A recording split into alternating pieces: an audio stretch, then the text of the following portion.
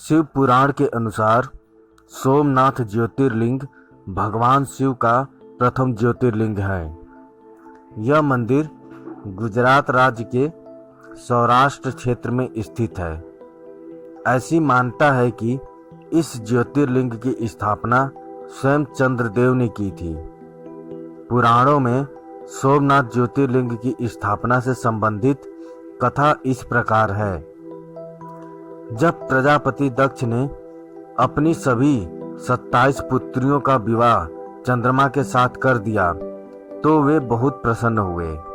पत्नी के रूप में दक्ष कन्याओं को प्राप्त कर चंद्रमा भी बहुत शोभित हुए और दक्ष कन्याएं भी अपने स्वामी के रूप में चंद्रमा को प्राप्त कर शोभायमान हो उठी।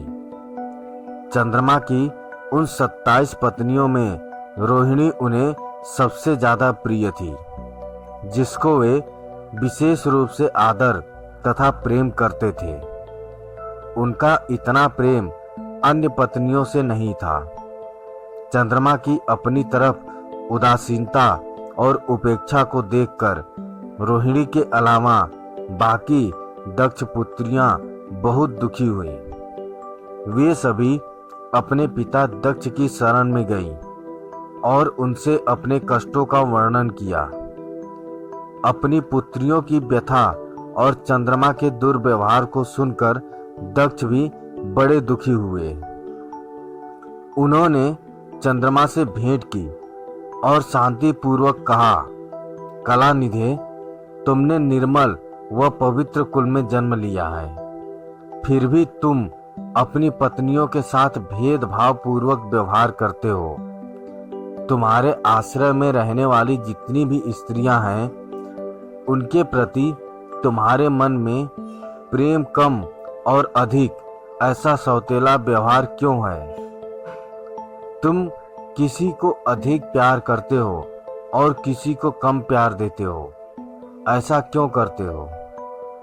अब तक जो व्यवहार किया वह ठीक नहीं है, फिर अब आगे ऐसा दुर्व्यवहार तुम्हें नहीं करना चाहिए। जो व्यक्ति आत्मीय जनों के साथ विषमतापूर्ण व्यवहार करता है, उसे नरक में जाना पड़ता है। इस प्रकार प्रजापति दक्ष ने अपने दामाद चंद्रमा को प्रेम पूर्वक समझाया और ऐसा सोच लिया कि चंद्रमा में सुधार हो जाएगा। उसके बाद प्रजापति दक्ष वापस चले गए। इतना समझाने पर भी चंद्रमा ने अपने ससुर प्रजापति दक्ष की बात नहीं मानी। रोहिणी के प्रति अतिशय आसक्ति के कारण उन्होंने अपने कर्तव्य की अवहेलना की तथा अपनी अन्य पत्नियों का कुछ भी ख्याल नहीं रखा और उन सभी से उदासीन रहे। दोबारा समाचार प्राप्त कर प्रजापति दक्ष बड़े दुखी हुए। वे पुनः चंद्रमा के पास आकर उन्हें उत्तम नीति के द्वारा समझाने लगे। दक्ष ने चंद्रमा से न्यायोचित बर्ताव करने की प्रार्थना की। बार बार आग्रह करने पर भी चंद्रमा ने अवहेलना पूर्वक जब दक्ष की बात नहीं मानी, तब उन्होंने श्राप दे दिया।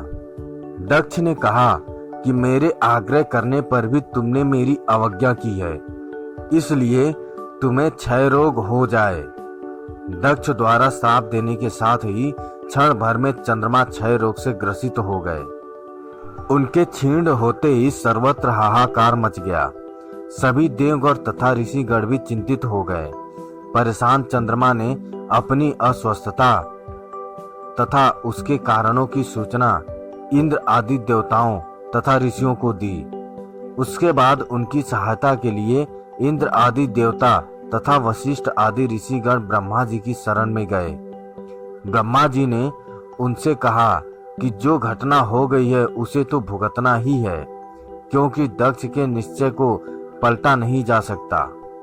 उसके बाद ब्रह्मा जी ने उन देवताओं को एक उत्तम उपाय बताया।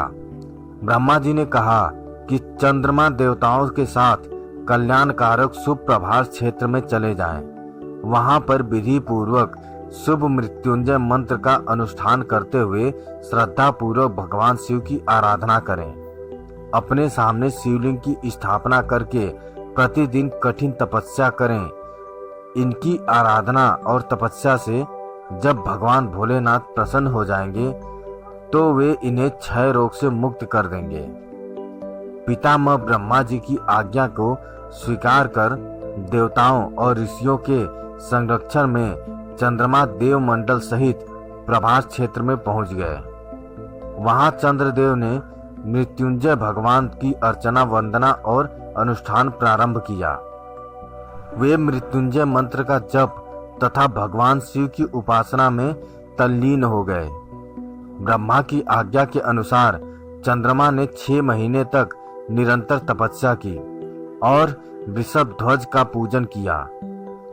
10 करोड़ मृत्युंजय मंत्र का जप तथा ध्यान करते हुए चंद्रमा स्थिर चित्त से वहां निरंतर खड़े रहे।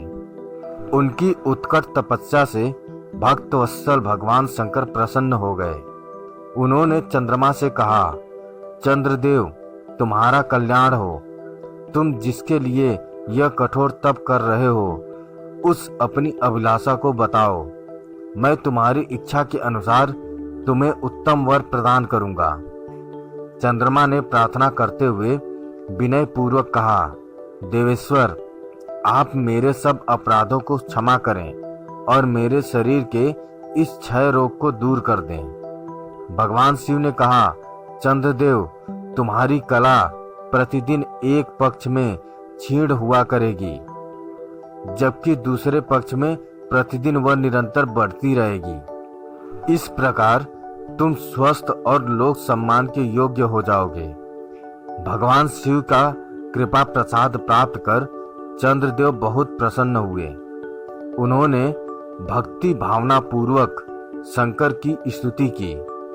ऐसी स्थिति में निराकार शिव उनकी दृढ़ भक्ति को देखकर साकार लिंग रूप में प्रकट हुए और संसार में सोमनाथ ज्योतिर्लिंग के नाम से प्रसिद्ध हुए।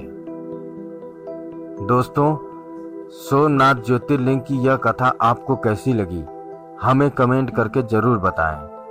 अगर अच्छी लगी तो शेयर करें, सब्सक्राइब करें और लाइक करें। धन्यवाद।